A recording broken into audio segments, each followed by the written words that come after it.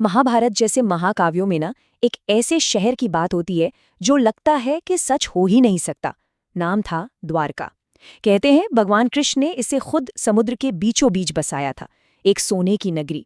तो चलिए आज इसी कहानी की तह तक चलते हैं और पता लगाते हैं कि ये सिर्फ एक कहानी है या सच में एक खोया हुआ इतिहास। देखिए, ग्रंथों में द्वारका का जो जिक्र है वो किसी आम शहर जैसा नहीं है, बल्कि एक चमत्कार जैसा है। जरा सोचिए, एक ऐसा शहर जिसके 9 लाख महल क्रिस्टल, चांदी और पन्ने से बने हों, जहां की सड़कें और बगीचे एकदम परफेक्टली प्लान किए गए हों। ये सिर्फ अमीरी दिखाने के लिए नहीं था, बल्कि ये आर्किटेक्चर और सिटी प्लानिंग का एक बेहतरीन नमूना था। लेकिन कहते हैं ना, हर शानदार कहानी का एक अंत होता है। महाभारत में लिखा है कि कृष्ण के देह त्याग करने के ठीक 7 दिन बाद अरब सागर की लहरें उठीं और इस पूरी की पूरी आलिशान नगरी को अपने अंदर समा लिया। बस एक पल में सब कुछ समंदर की गहराइयों में खो गया। अगर आपको हमारे ये विश्लेषण पसंद आते हैं तो कृपया चैनल को सब्सक्राइब करें, वीडियो को लाइक करें और बेल आइकन जरूर प्रेस करें। आपका समर्थन हमें ऐसे ही और भी रहस्यों से पर्दा उठाने की प्रेरणा देता है।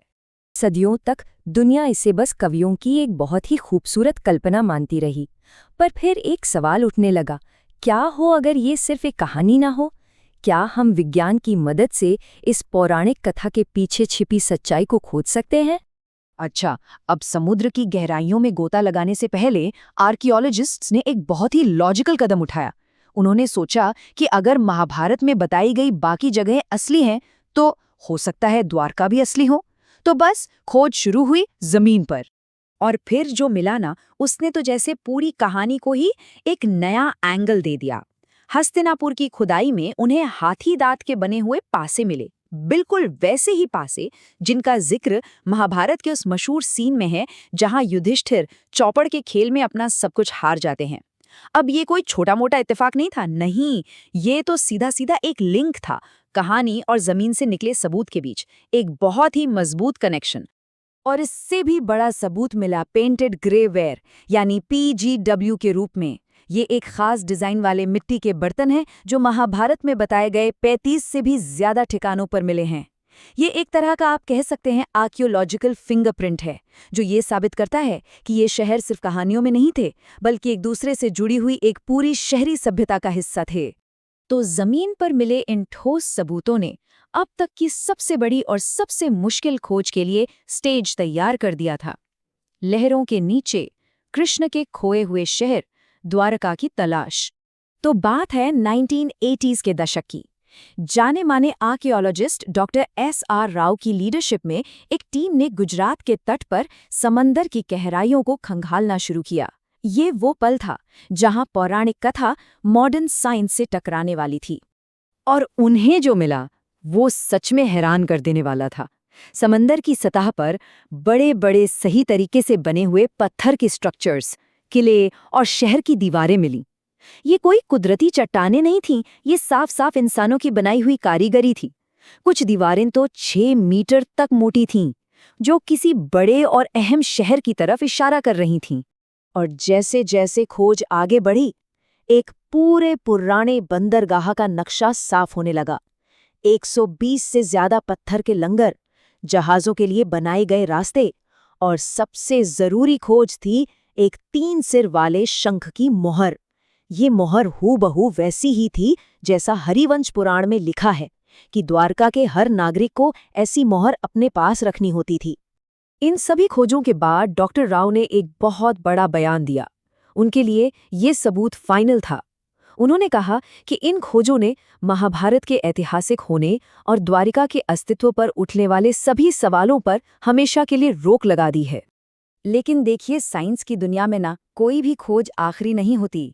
हर सबूत को अच्छे से परखा जाता है, उस पर बहस होती है। तो चलिए अब इस विश्लेषण के सबसे जरूरी हिस्से पर आते हैं, जहां हम इन सबूतों की वैज्ञानिक पड़ताल करेंगे। यहाँ सबसे बड़ी उलझन है टाइमिंग की।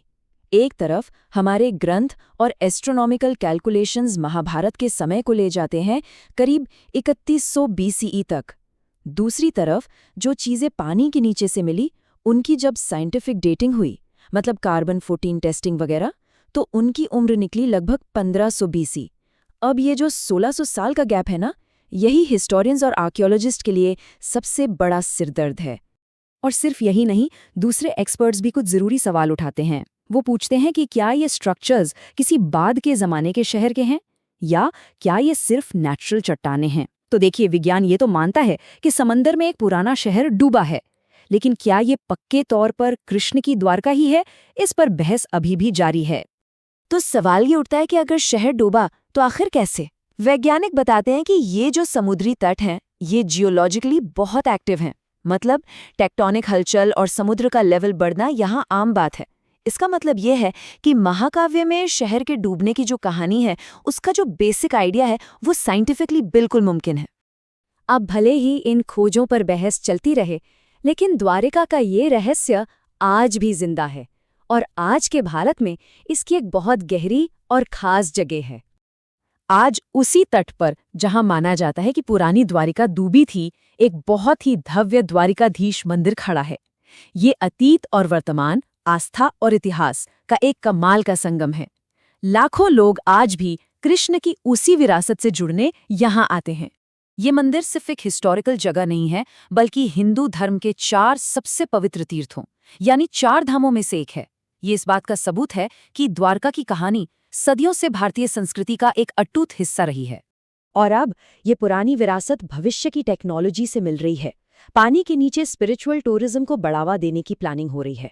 और हाल ही में प्रधानमंत्री नरेंद्र मोदी ने जो पानी के नीचे प्रार्थना की, उसने इस खोए हुए शहर को एक बार फिर से पूरी दुनिया की नजरों में ला दिया है। द्वारका की कहानी हमें ये सोचने पर मजबूर कर देती है कि कैसे मिथक, इतिहास और विज्ञान ये सब आपस में जुड़े हुए हैं।